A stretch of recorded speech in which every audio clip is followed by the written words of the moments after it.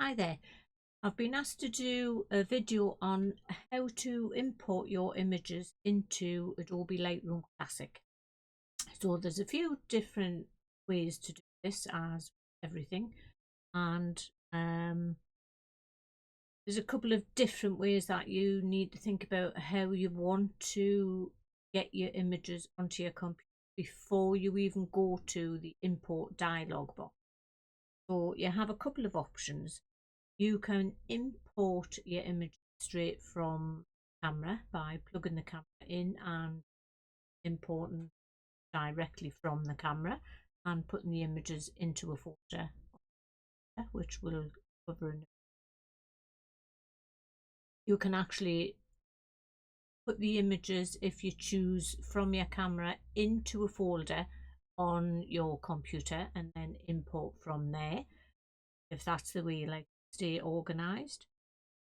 You can set Lightroom up to do an auto import, so the minute you put images into a watch folder, Lightroom will automatically import those, put them into a destination.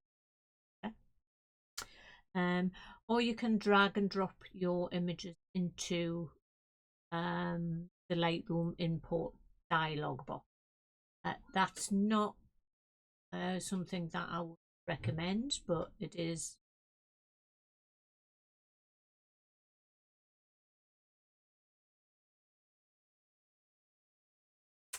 So from within Lightroom, we are at the moment in the library module. Look up at whilst in the library module, down at the left hand side we have import button. If, for example, we were in the develop module, that import button would be no longer there. So to see the import button, then you have to be in library mode. That's not a problem, because you can either click on the import button, or we can come up to file and go to import photos and videos. If we select that, then we get up the import dialog box. So if we take a look at the dialog box before we go to select any folders, down on the left hand side here is where your images are going from. Up at the top in the middle is what is going to happen to those images, and at the right hand side, this is all about where the images go to and how we are going to handle during the. Down along at the bottom here we have how you want to display the images. We'll take another look at that in a second, and how you want. If we look here, we can see we have different ways to have the images displayed up in the box. Down at the very bottom here, I hope you can see this. This is where you have import presets, and I'll show you how to set that up. Okay, so if you had a camera plugged in, your camera would appear up here. If you had an external hard drive plugged in with images on, it would appear here. So the first thing we'll have to do is navigate to where we want to bring the images from. So if I just navigate to where I've put some images. No.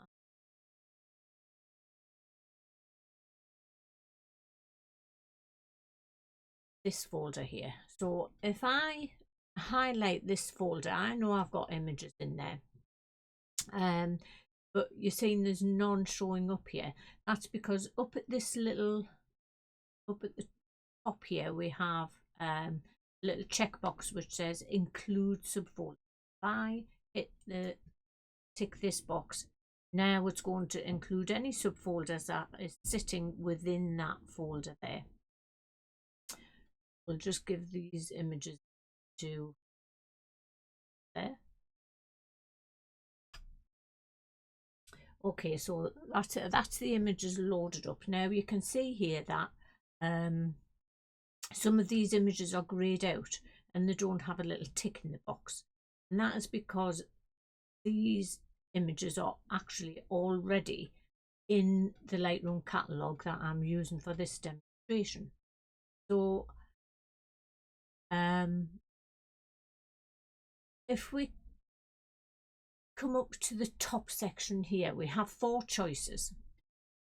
So we can copy all these images in. These are raw files out of the camera, so we can leave them as raw files, or we can copy them as a DNG. We'll cover the difference between a raw file and a DNG. A DNG is still a raw file, but all the information is embedded into it.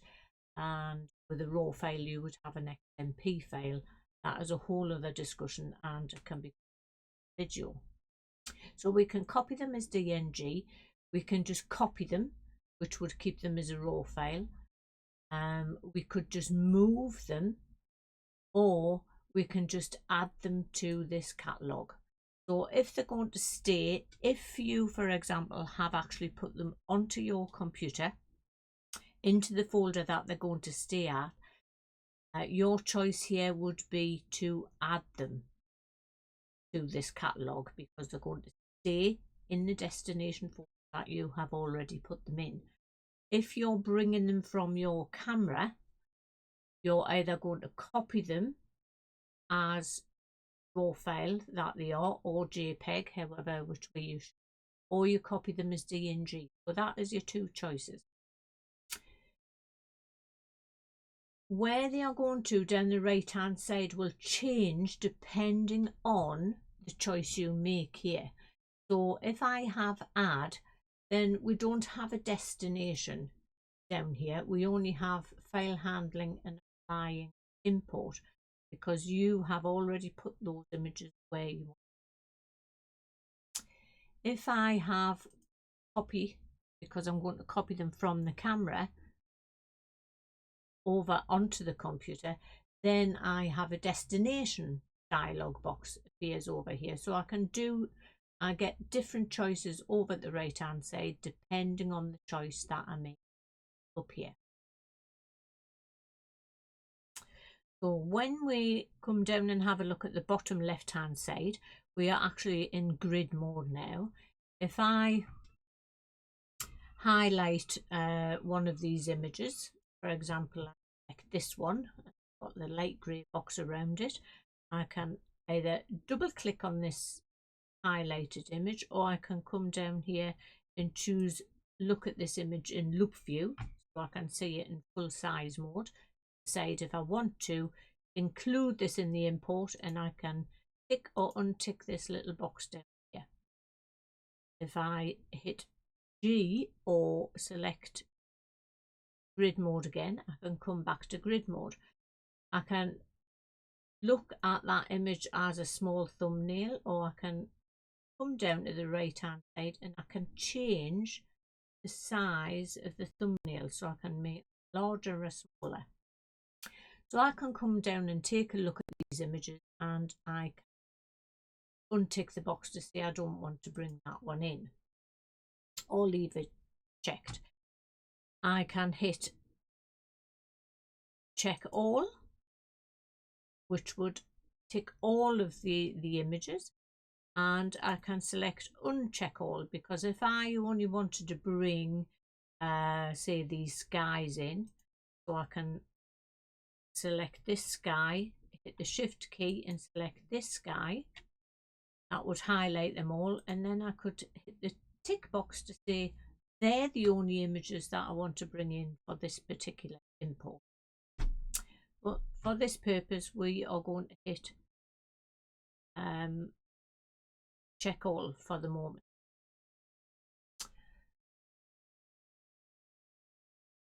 So with check all highlighted, you can see here that some of these images aren't going to be brought in because they're actually greyed out and they don't have a little tick in the box. That is because if I come to file handling here, and this is a very important thing to think about when you're importing Lightroom. There's a box here that says do not import suspected duplicate. If that box is not ticked, you can import the same images 1, 2, 3, 4, 5, 6, 10 times, and you'll have duplicate images in your Lightroom catalogue. Do not want that to happen unless you've got a particular reason to do that. So I would recommend that you always have do not import suspected duplicates ticked, because you can see if I untick this now and say check all. Now usually if you untick this box, that will allow you to bring these greyed out images back in. Now I've just done an upgrade on this training catalogue just before I opened it here to do this video, and there must be a little bit of a bug in the new Lightroom update, because when I uncheck this box, it's not giving me the option to bring these photographs in again. So I'll have to check that one out, but usually you would keep this box checked so you're not bringing duplicated images into your Lightroom. So if we come to this little section down here where it says sort, we can on these tiny little arrows. You remember in Lightroom, whenever you see a tiny little arrow, it means you have a choice. So we're going to click down here and we can choose how to sort these images in this middle box. So we can sort them by media type, so that all the different types of images together. We can sort them by file name, sort them by ticked status, or we'll have all the ones that we're going to bring in together. And if I scroll down, we'll see all of these ones which are not going to come in because they're already in this catalogue. So you have a choice down there how you want the images to be displayed.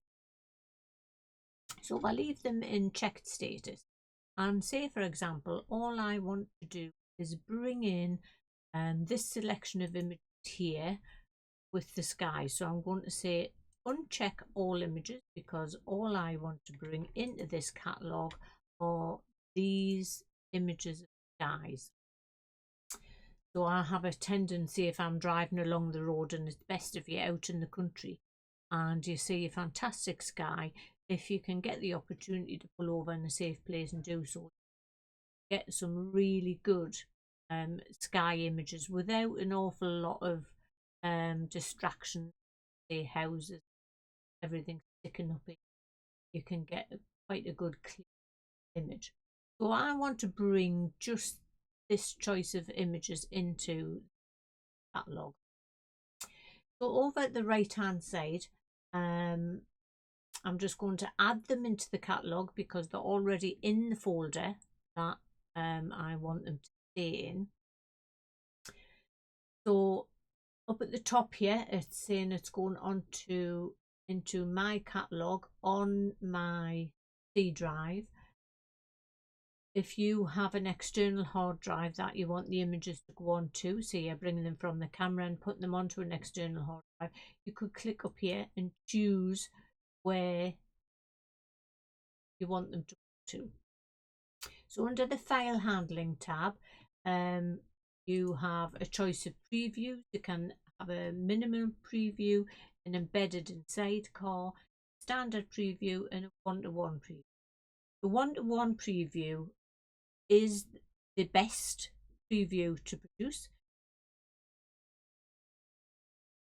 If you go to look at an image and you go to zoom in when you've got them in to the Lightroom catalogue, the one-to-one preview will allow you to zoom in to 100% much faster than an embedded preview. They do take up space on the hard drive, but Lightroom, you do get the choice to delete those previews after 30 days. And usually when you're importing images, you're going to work on them and do the most work that you do on them within the first 30 days. So I always select one-to-one previews. Take longer to import, so you might have to go off and have a cup of coffee because it's an extra thing that Lightroom has to do, but it's worth it for just the speeding up processing time in your initial first 30 days. So for this one, I'm just going to select minimal so that it'll be a little bit faster. You can choose to build smart previews, and smart previews, I think that the preview types could do with a video on their own, but a smart preview means that within the catalogue, if you had your catalogue on an external hard drive, you could take that away when you're going on a photography trip, and you can actually work on a smart preview, do the edits on the smart preview, and leave your images on your hard drive at home.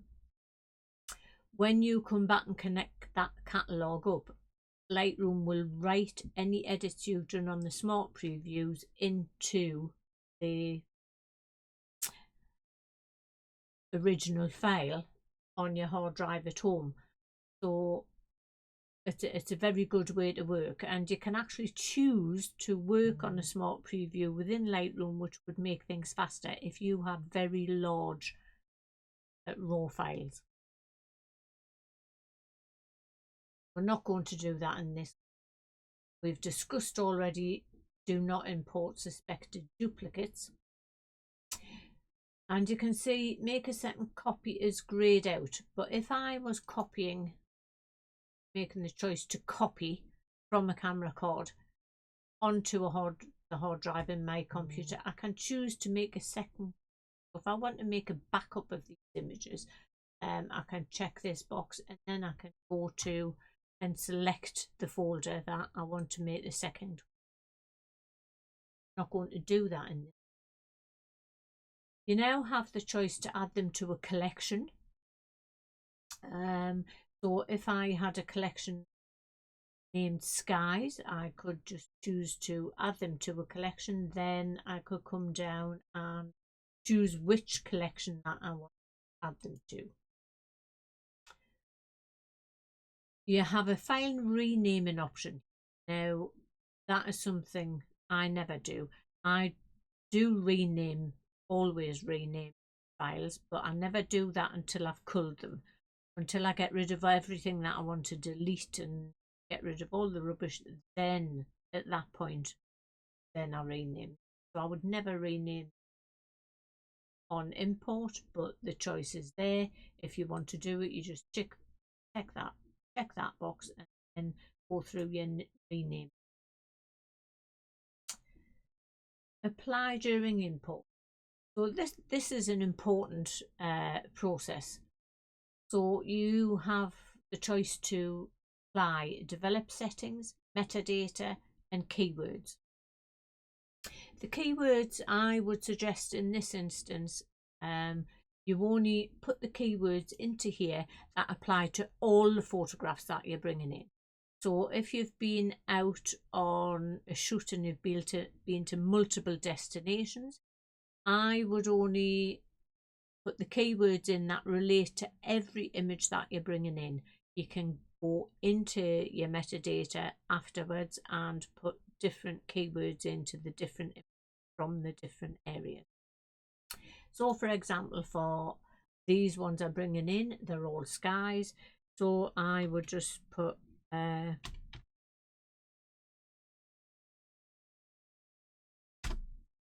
keyword sky. That enables me within Lightroom to search for any images that have the keyword sky. If I look at the develop settings here, you can choose to have no develop settings, but I usually on import do certain things like lens correction. I expect Lightroom to do my lens correction, chromatic aberration on import, which is a step that I don't have to do afterwards. So I come down and they've changed it word optics.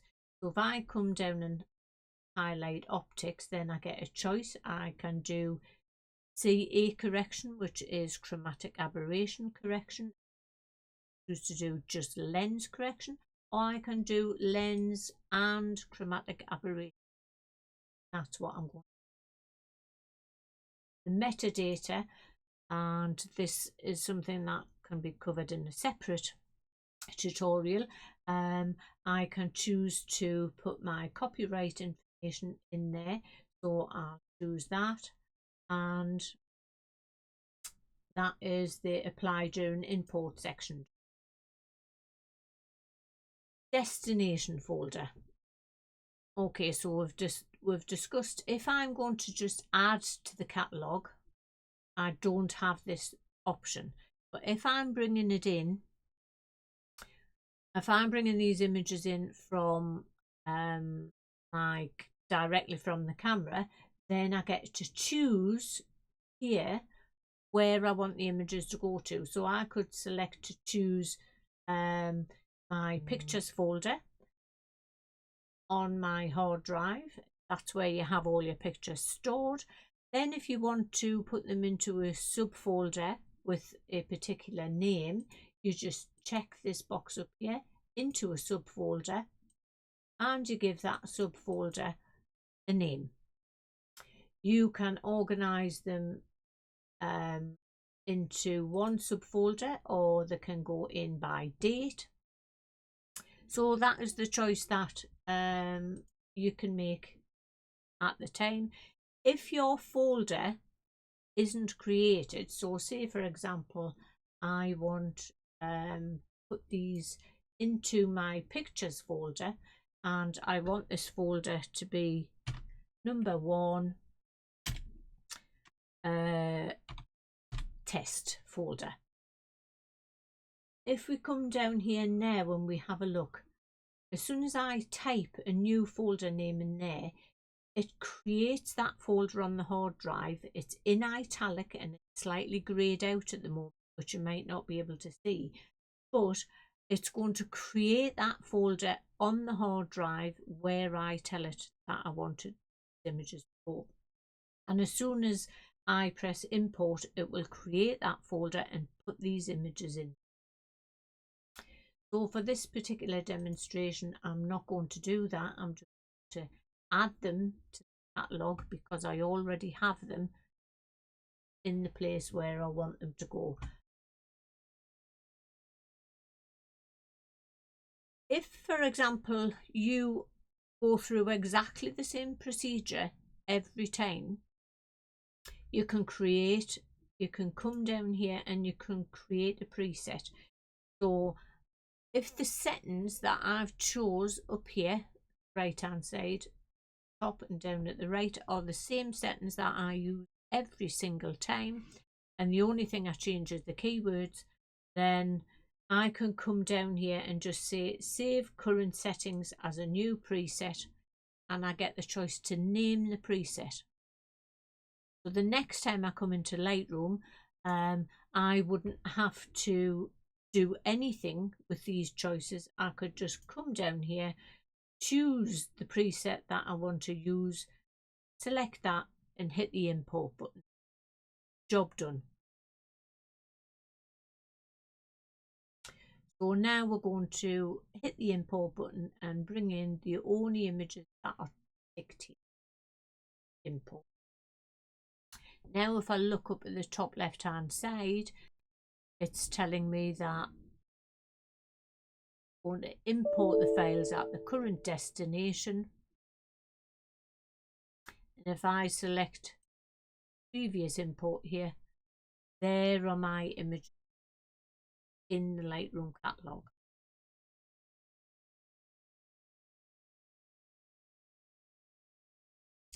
So if I look over at the right hand side, you can see that all these images have the keyword. If I see a different image, these have the keyword sky, and they all have my copyright name in there. That has been applied to all of the images doing it. And now I can go ahead and just edit or do whatever I want to these images. So I did mention there was a couple of other ways on how to get images into Lightroom. So you can set up a watch folder. I'll not go into great detail here, but you can do an automatic import. So if we come up to File and go down to Auto Import, then I can select Auto Import Settings, and this means that what you have to do initially is you have to set up a new folder on your hard drive, but it must be empty. At this stage it must be a brand new empty folder. So if we go to choose that folder and we just go and say they're going to go into the pictures folder,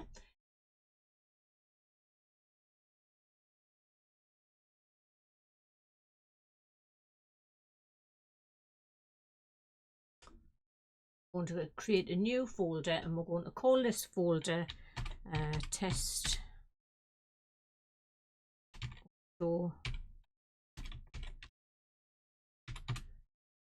auto import, and we'll select that folder. Right, that folder then has to send the images into a destination folder. So if I were to do this, I will create a new folder and I would say new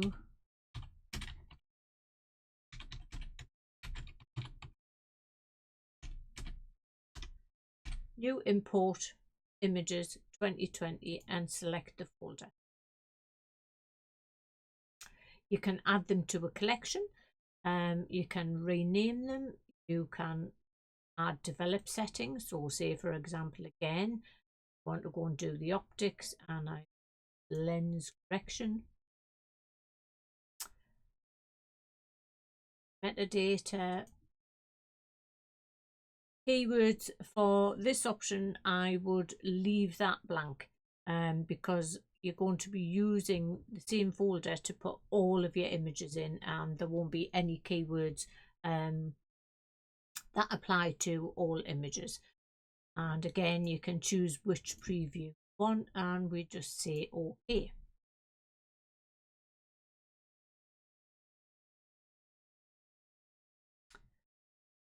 So let's test this out.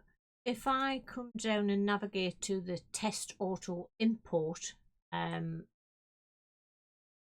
folder, navigate to that folder, and I just want to go and find the images,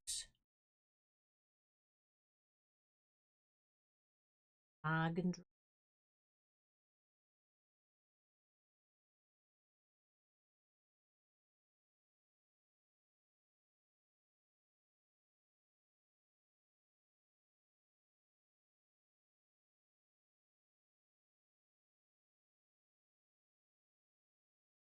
Select these two images, drag them into the folder.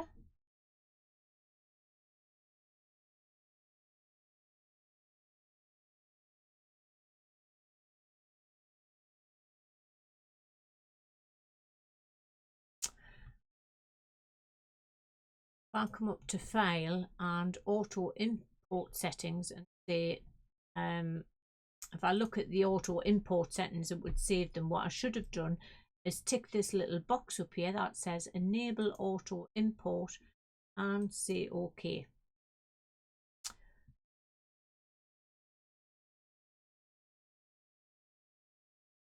There we go.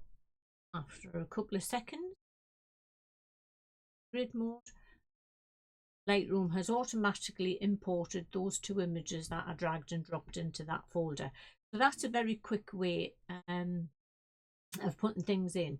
I tend to use one import folder, and I usually call that imports 2020, because it's quite a handy thing to do if you are the type of person I do. You don't always upload and import the photograph, so I can have photographs from different days out on one particular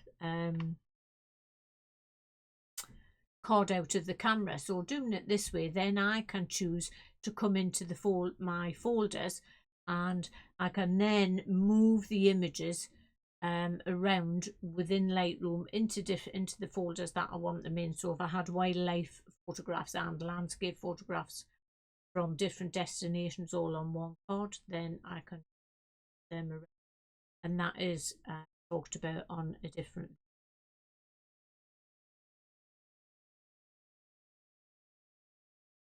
So the other option, I did say there was a drag and drop option, and it's not something that I recommend.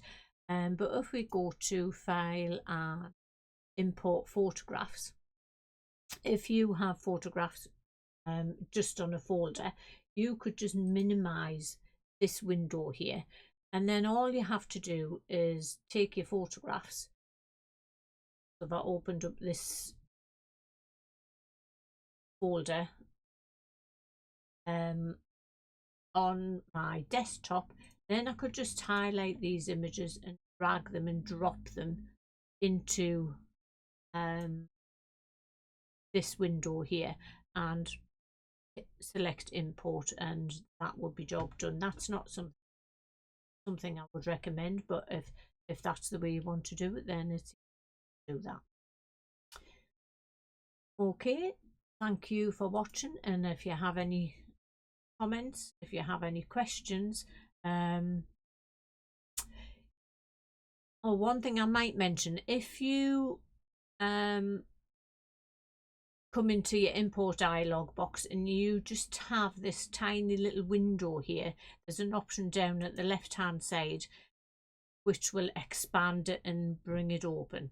But if you do auto import, or you select, just come in here to select one of your presets that you've set up, you may only need this little import dialog box. So if it's small, there you go, you just hit that little checkbox down there. Any questions, please put them in the comments below, or if you have my contact details, then you can get in touch. Okay, thank you for watching.